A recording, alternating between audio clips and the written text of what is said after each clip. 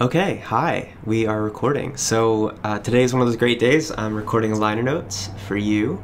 Today I'm recording something a little bit different. We're going to be talking about Eulogy, the fifth track on Passenger. Well, actually, we talked a bit about Eulogy in the video for Leviathan, and being that it's not a song that has lyrics, talking about it is going to be a little bit different than talking about a song that does have lyrics. So let's pull up the tracks of it, and I will start to flounder a bit while I show you the song and its parts. Okay. Cool. Alright, so now I'm down here. Hi. So I'm trying to figure out how to even start this. I think that I want to call this, like, you know, Composition 101 and just give a few concepts of what we will be talking about, and then I can show you sort of how I executed that. So in an assembly of sounds that you would generally consider a song, you want a few different things. You want a melody, you want some harmonies sometimes, you want bass, which I would really just sort of glom into harmonies. When you have a melody in one range of sound and you have harmonies low enough in a different range of sound, it counterbalances it. It sort of creates a certain type of foundation in such a way that you hear that melody differently. So bass harmony is a very essential thing to think about, in a sense, as its own thing. And then the fourth thing is drums. You need percussion. So with this song, I wanted something that was going to allow for just like a breath after Leviathan. And I wanted it to utilize my voice, but not so much be, you know, about my voice being my voice. So almost every element of this song is my voice, with the exception of a singing bowl right here. I know that's super tiny for you right now. And a cassette track of this instrument called a Siet Lombard Tocante Fasci. I will write that down, I guess, in the video description so that you know what I just said. It's an instrument by this guy, Peter Blazer, who is just a genius of circuit bending and instrument making. And I've used that on a lot of different tracks. With this one, I used it on this cassette piece that I had written or had made like way long time ago. I didn't use it for anything, and I wanted it to be a morphing, amorphous sound that I could use as the basis for percussion. So okay, let's stop talking and start looking at stuff. Okay, so let's just give a listen to the beginning of our track, and I can tell you what's going on right at the beginning. So you have, it says Fasci. There's this, that's a singing bowl. And in that one track with the singing bowl will be accompanied my voice breathing,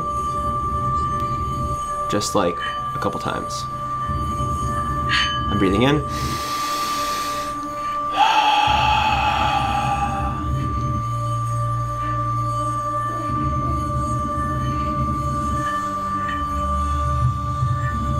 Breathing, and the loops of my voice are coming in and becoming strange little guys. Okay, cool. I'm getting excited. So let's solo the intro so you can hear what the underlying, like, percussive element, the first element that you hear, actually is. So this is, you hear it here. Is low, right? Atonal kind of like percussive thing. I'm going to turn off the filter and the bass. That's what the track sounds like.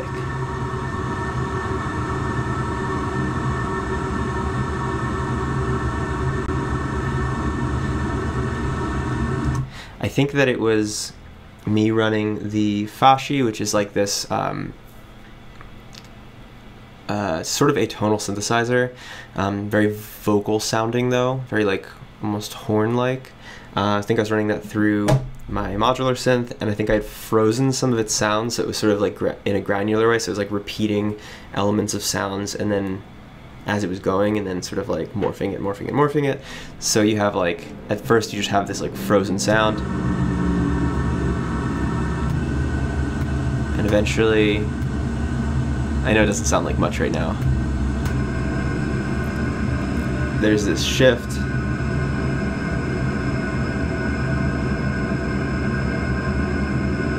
It's pretty intense.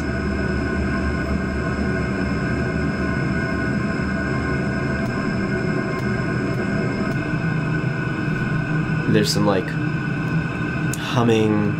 To me, it reminds me of like the sound of like being in a subway when maybe a train on a subway track above you goes by. There's just this like rumbling, but it's almost vocal, and you kind of feel like it must be like the subway gods or something.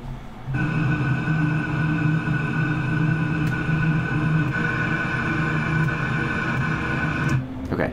Anyway, so cool. So that's what it sounded like. Oops. That's what it sounded like without anything added. I'll bring it back down to its volume level.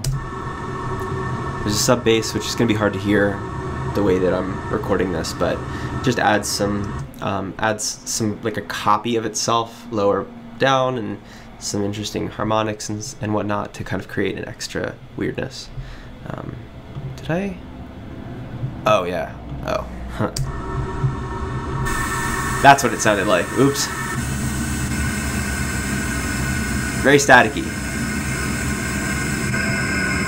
Yeah.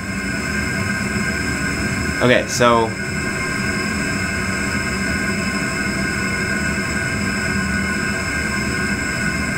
that's what the oh, can you not see that? Weird. Let me pull it up somewhere else. Okay, alright, I got it. So, this is what the track's EQ looks like. Let me turn it on so you can take a look. So with it on, it has pretty steep high-pass filter, taking out a lot of that cassette sound. I really like using super like low-budget warbly cassette players. The only issue is that often they're kind of dirty, so they make like a very high staticky like that. So it's nice to get rid of some of that. Yeah, so it's just taking a lot of stuff out. It's boosting some stuff in the low end, which is then being replicated again by the sub bass. But so here, this is what it sounds like without the filter, and then with the filter, it sounds a lot cooler and different. So this is the foundation, and then so I'm a big fan of like auto filters, which basically think of it. I used it on A River of Days. If you watched the making of that video, think about a filter, I guess, or like an on-off switch for volume. That's the easiest way to describe it. It's an on-off switch for volume, or an on-off switch for a filter, which could basically be volume, that follows like a set time structure. Like, so instead of being this sound, like constantly, the auto filter, like as you tweak it, you can make it based on a rhythm or a tempo, and it would be like, instead of constantly, it would be like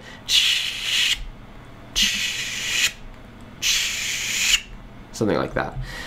I think that's a really fun technique for making a very simple bassline percussion. Utilizing something like this, which is very white noise. It's very just soundy as opposed to melodic or harmonic. There's just a lot of atonal stuff going on. If you can control that, if you can kind of like narrow the bandwidth and change the equalization and then create a filter, you can make a sound that almost sounds like a drum.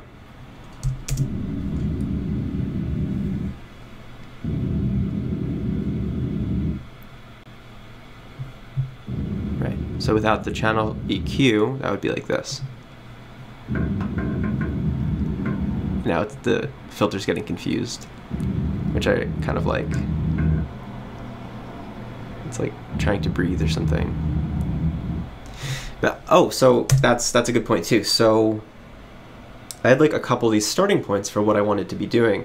I think that I had this Fashi track first, and I kind of realized that it sounded like breathing, and I was thinking about how I wanted to utilize my voice in a non-vocal, like, you know, person's voice kind of way. And I wanted to include just an unaffected, unedited version of, you know, a human breathing, with the sort of idea that that might allow for a listener to kind of feel that and associate with it, right? So, you know, if you're in a room and you hear somebody take a slow, deep breath, often like it kind of relaxes you and makes you want to take that long, slow, deep breath. So I wanted to think about it like that, frame it like that, but also frame it in the sense that, you know, I have this structured, controlled white noise that is a percussive element, but also isn't this a percussive element.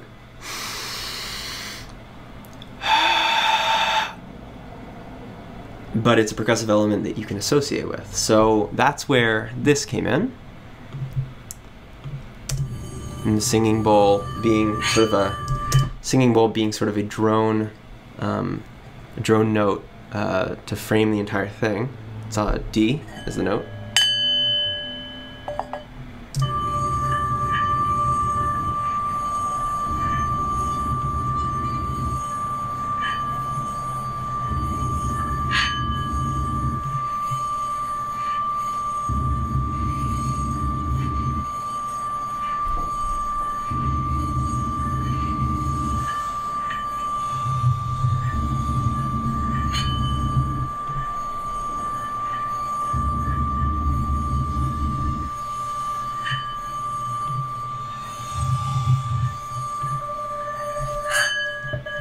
That's the sound of the bowl and my voice without any EQ.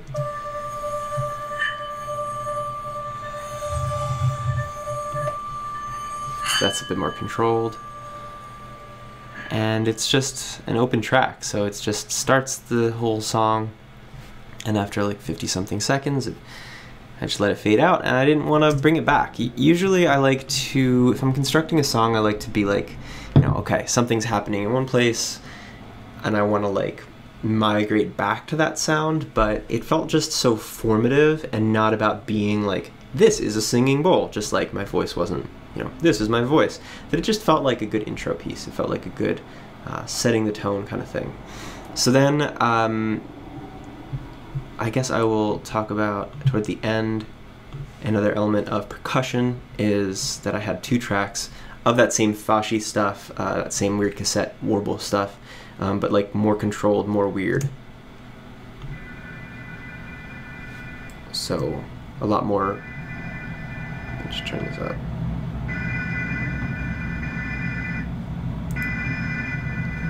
And I constructed it toward the end in a way that would make it feel much more imminent. So all of a sudden, you know, things are kind of like, it was started relaxed, it started slow and breathy and building, and would get to a point where it would seem a little more chaotic.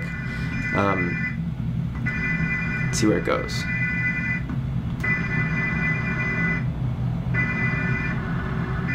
Yeah.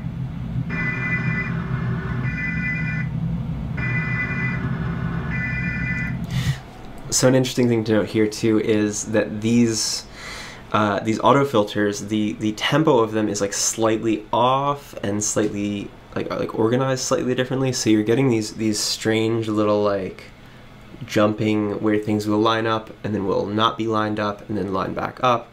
And that's interesting to note and important to note because that's a key component of my melody. So the percussive element of my melody, I apologize for jumping all over the place. I don't know if there's any more structured way I can explain this track. So the melodic elements of this song utilized this, which is the Critter and Guitar organelle, and in particular it utilized a patch which allows you to loop something, create loops, and then the keyboard pitch and time shifts the loop into something melodic. So it's just my voice at some point going like, ah, or something like that. And I wanted it to be very vocal, very imperfect, you know, where there might be like warble in my voice or kind of grainy sound in my voice or something like that. Ah, something like that. And I recorded that, and then I pitch and tempo shifted. And so what that means with the tempo shift is that as it's pitch shifting, it's also time shifting because it's like squashing the audio track. It's doing it digitally, but it's replicating an artifact of analog recording, in which when you record something on cassette or on 8-track or on record, if you play back at the right speed, it will play back at the right tempo, but if you play back, at the right pitch, sorry, but if you speed up the motor, it actually pitches up the sound. So if you've ever played with a cassette that has like a speed shift dial, it actually will pitch up your song. So you can have like a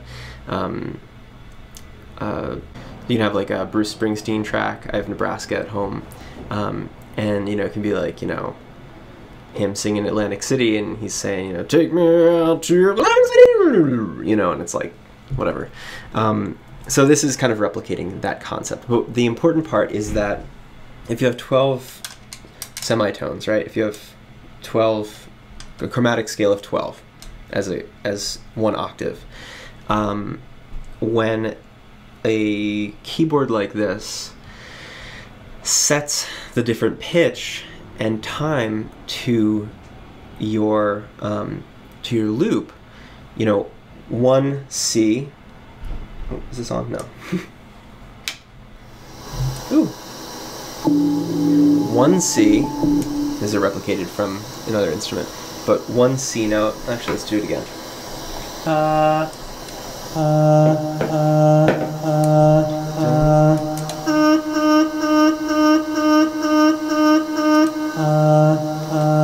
And if I hit them at the same time, since this should be half the speed, if I play them at the same time, the faster one will do 2 in the time that this one does 1.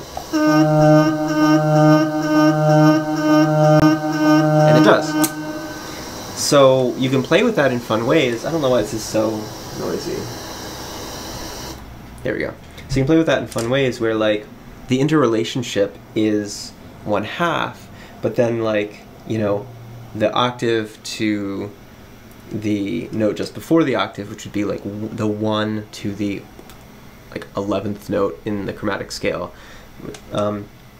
is going to be like a weird interval. It's strange. And you get some really fun stuff. So I'm getting excited already. So that was happening in the later version of the Fasci auto-filtered percussion. This is all getting disorganized.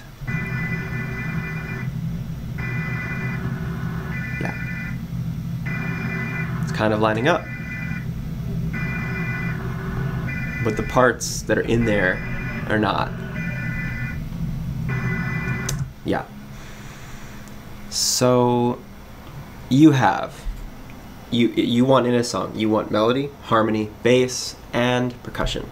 So we're talking about percussion, which is also voice, which is also the structure for the sound, the tonal quality, which the first instrument you hear is the singing bowl, which is a very good sound. That's a D.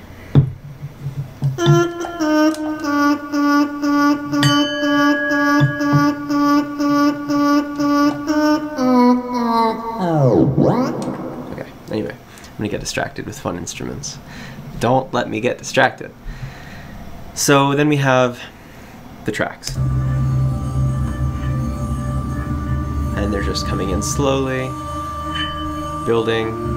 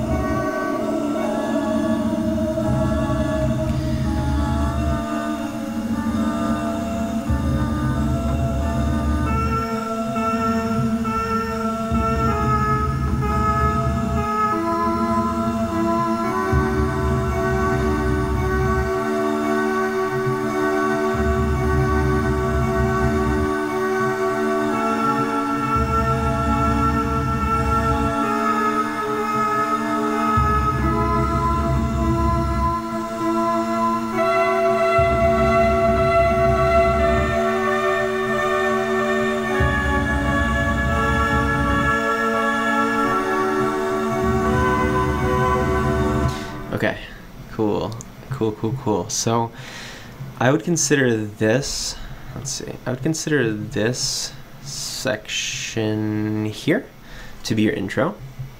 I would suggest this section kind of here to be your establishing moments, and then here to really be where the melody is like driving. There's nothing below the melody at this point.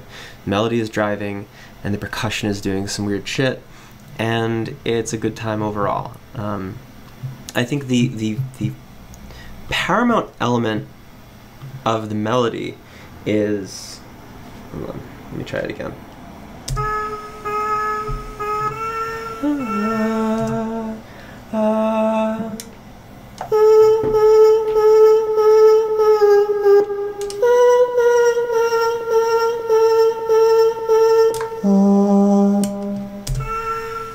It needs to be a little slower. The loop needs to be a little. Why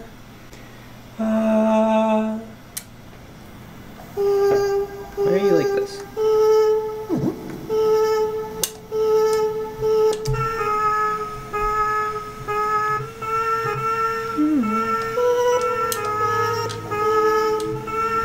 I don't know why it's being a little screwy with the pitch.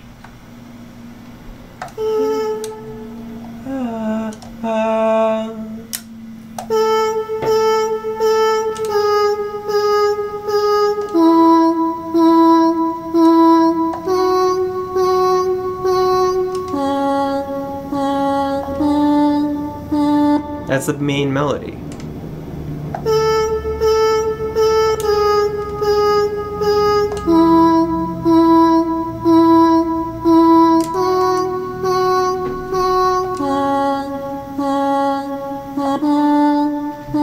And they deliberately cannot follow the time structure that these other pieces are following. They can't follow the percussion, which is a constant shh, shh. They're following their own thing, but there's just this weird interrelationship happening, but where their relationship in loop speed to themselves, and then sort of the perceived relationship to the percussive elements, creates this like strange amalgam of like being in a swirling vortex of different times and also just timeless, I think. So okay, so I'm gonna jump over to this camera now, and we're gonna get into a top-down view, and I can hopefully construct the basic elements for you, and then we can make a new version of the song. Okay, cool. So let's do this thing. Don't fall.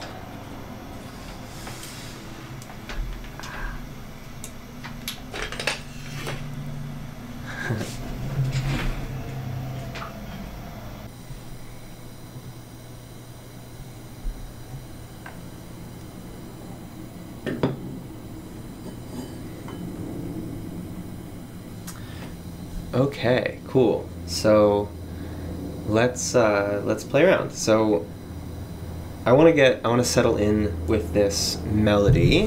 Move this microphone a little bit. Okay. So I want to settle in with this melody, and you can watch my hands, and you can figure out sort of the relationships. If you ever wanted to copy this song in a way like I'm copying it in a weird, disjointed way, or if you ever wanted to copy it in your own way, you could do that. So what I've figured out is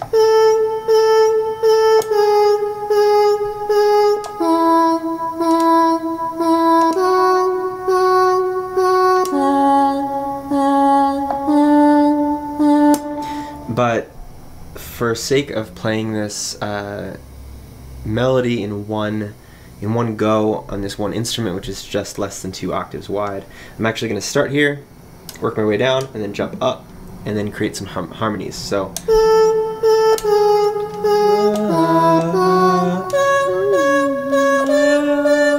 like that. And I'm going to match it with, I'm going to start on the C.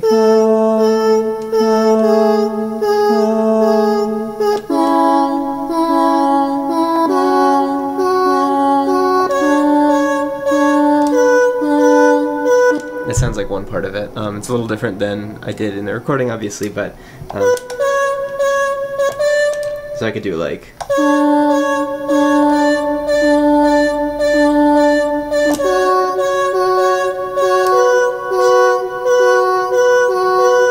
I could do something like that, and we'd have it, right? So okay, so we have singing bowl with the and the right, breathing. We have a melody, which we will construct fresh.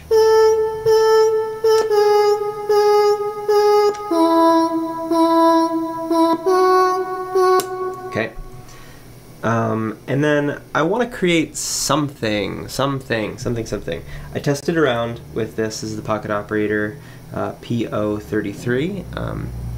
Armad John, and patron of me and the After Show, and friend and supporter of Brandon and my work, gifted this to me for my birthday, and it's super good. So I've been figuring out how it works. It's very fun. It has a little microphone here, so it's a sampler, and it's also a sequencer. So you can, this is, I believe it's pitch shifted. So what it does is you can create a melodic, you can create a looping system just like this, and it speeds it up just like with this. I had a very basic, this is sort of like talking about a recipe and then pulling out the cake, you know, like to show you what it could look like. I did a very basic, like I did some research into how I could construct a backing track with the Pocket Operator. So it's a bit more jammy than the song itself, but we could create some really cool stuff.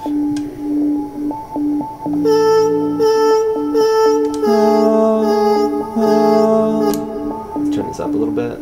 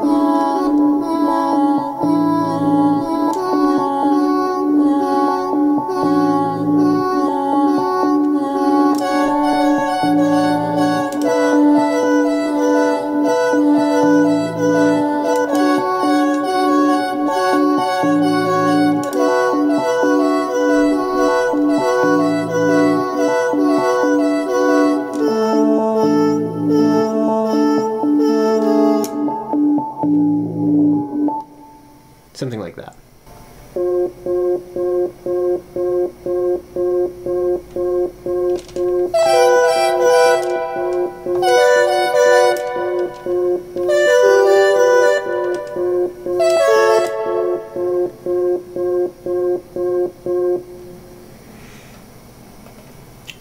Okay, cool. So let's start with the singing bowl. I got this in Providence, Rhode Island many years ago by a guy who told me that when you meditate using it, if it results in that sound, it means that you haven't reached enlightenment. And if you can meditate and swirl the bowl and it doesn't do that, it means you've become enlightened. And I thought that was a very cool story that he told, that he brought forward.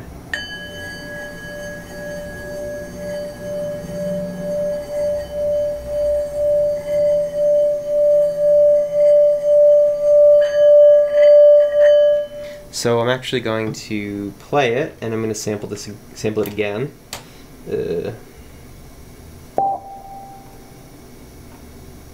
Oops. Okay. So I'm going to do like this. I can't get it to not spin. Whoops. What can I put? How about some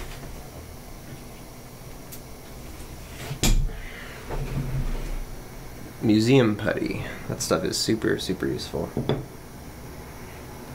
Get the museum putty down here. It'll actually mute it a little bit, potentially. Okay. Try it again. Delete that sound.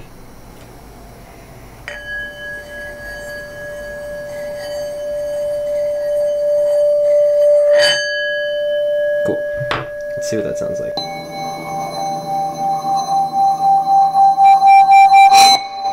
Wow, I like that. That is extremely fun. Cool. So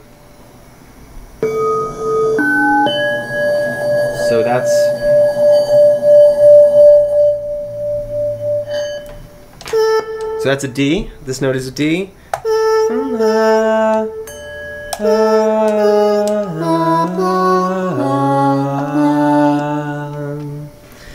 So and it looks like it's a C, but it's just, you know, how it was pitched. So let's play around with this guy first. We're gonna filter it.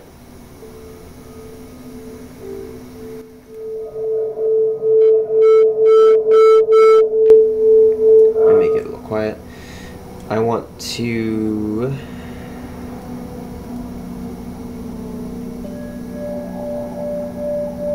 add some weird sounds to it. This is the resonance. It's creating a little bit of like an above sound. And I want to see if I can like turn it off. So I'm going to take the trim and I'm going to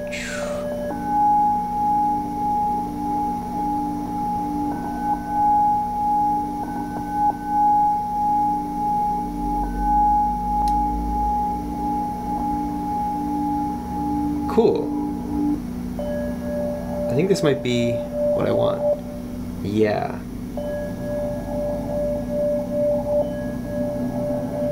And I want to actually trim away me hitting the ball.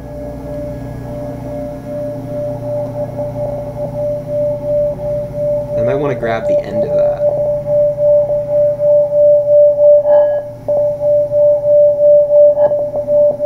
Ooh. That's cool. So it actually has the beginning of that swirl and then that, which is nice. It has a bit of that. I want to start a little earlier and end a little sooner.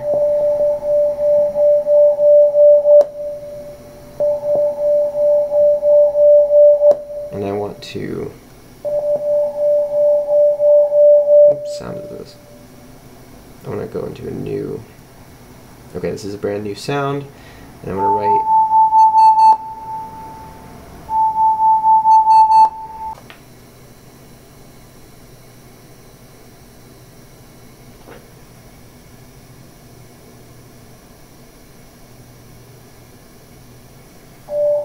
okay, so I'm going to go in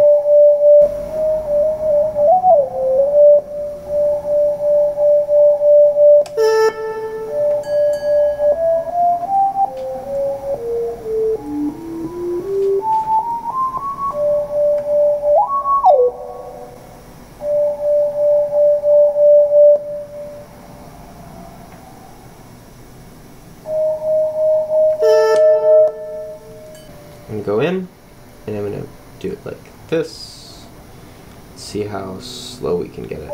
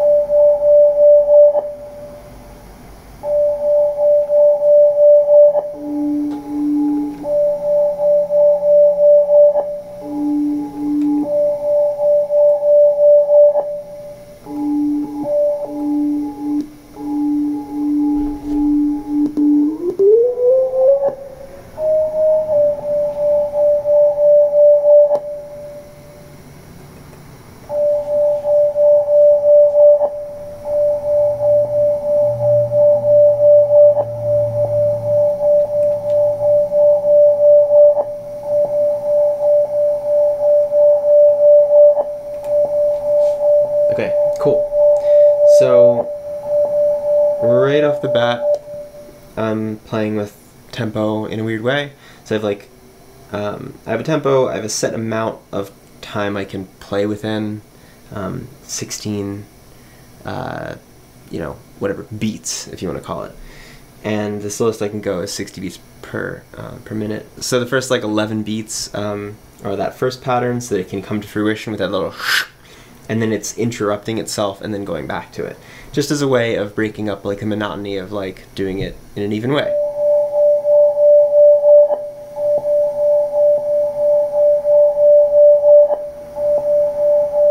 Let's turn it down a little.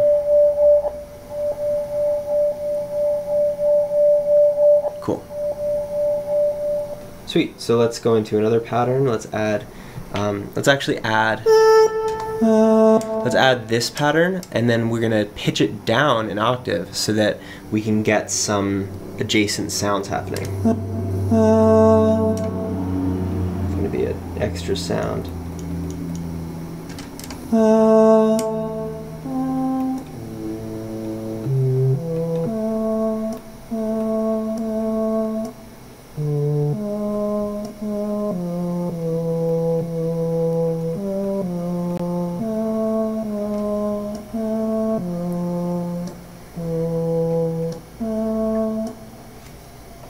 Let's open that filter up.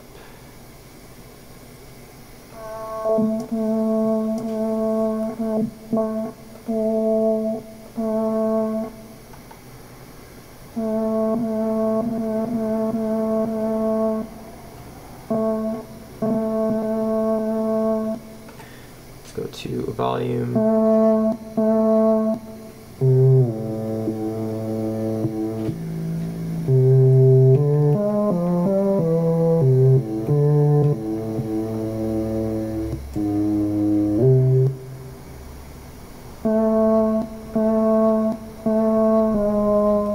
Cool, and then let's write in, oops.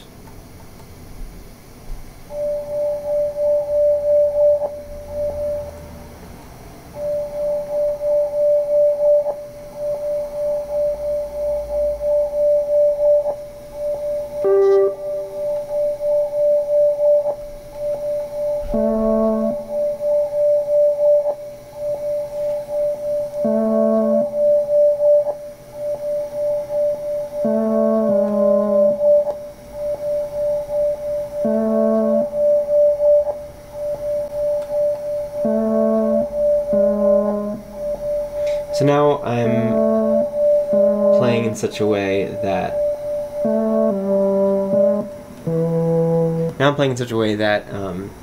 I'm sort of interrupting the rhythmic structure of the other thing, so you don't know where one part of this percussion starts and another part ends. And I can just go like this.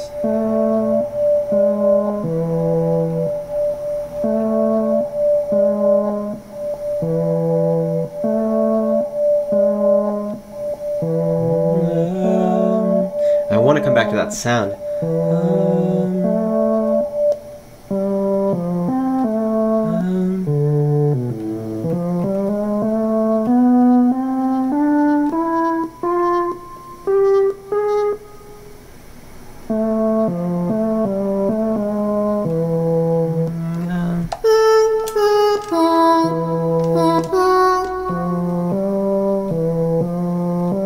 don't think I'm going to get that because of how this restricts its sort of tonality, but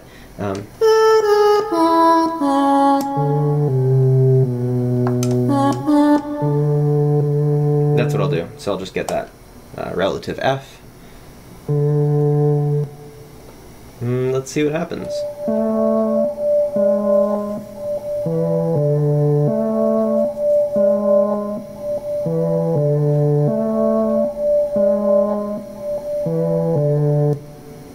Okay, it's definitely something. We're starting. Let's get this out of the way. Go over here. Oh, you can go over here actually. Nice.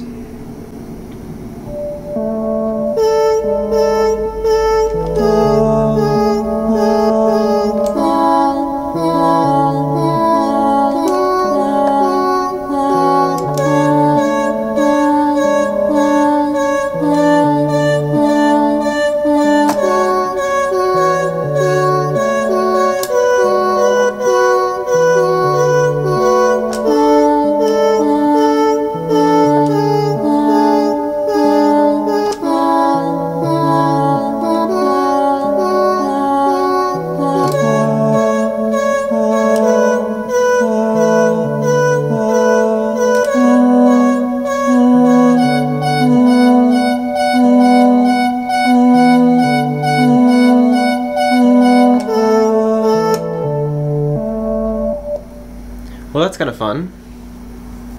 Cool, so why don't we bring this bowl back actually. Now we have our patch here, which is quite different, of course, than our normal eulogy backing track. Oh, let me bring that in a little bit. Let's grab our trusty mallet. And let's try to do a rendition of this.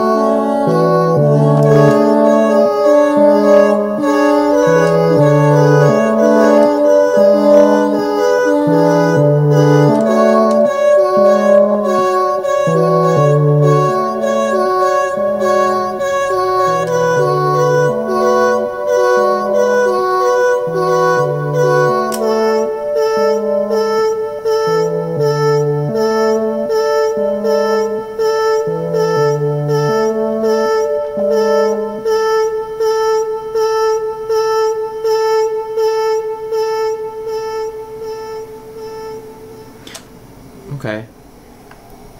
So that was something. I don't I don't love the bass version of this.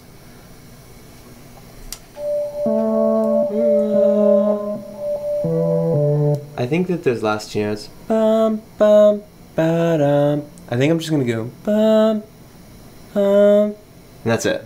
That's it. That's it. So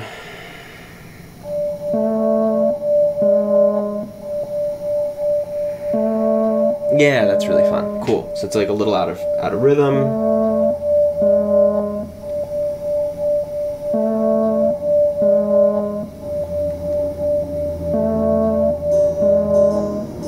Now I'm just looking around.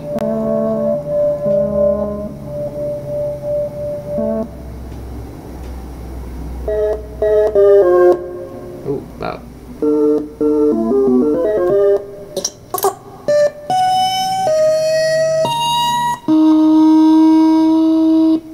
That's fun. Jesus. I need to be quiet.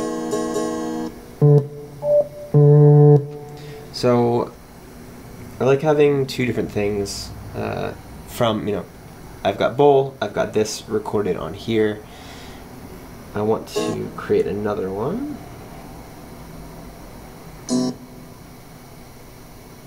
By guitar, sorry. And I think it wants to be like, I'm gonna make it easy on myself. I'll make it backwards at half pitch. That's fun. Yeah. So, what sound is this?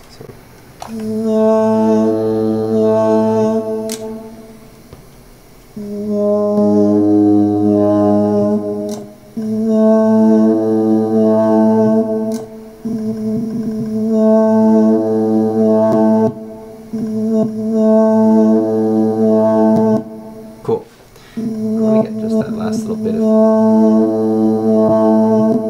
Cool. And I'm going to turn it down, filter it down.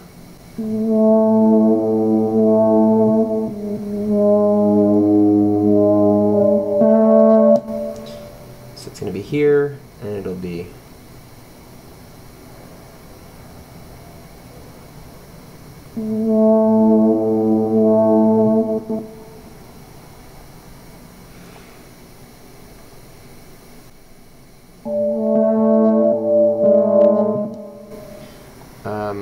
so now I'm just playing in volume. I really want to make sure that this extra little bass part is like quiet as hell.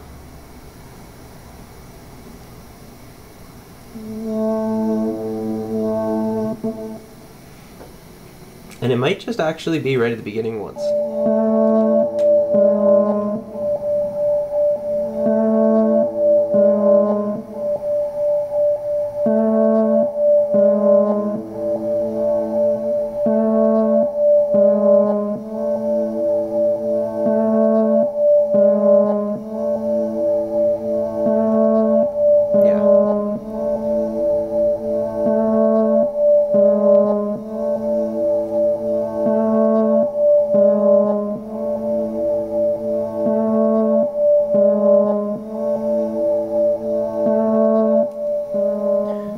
Keep it quiet.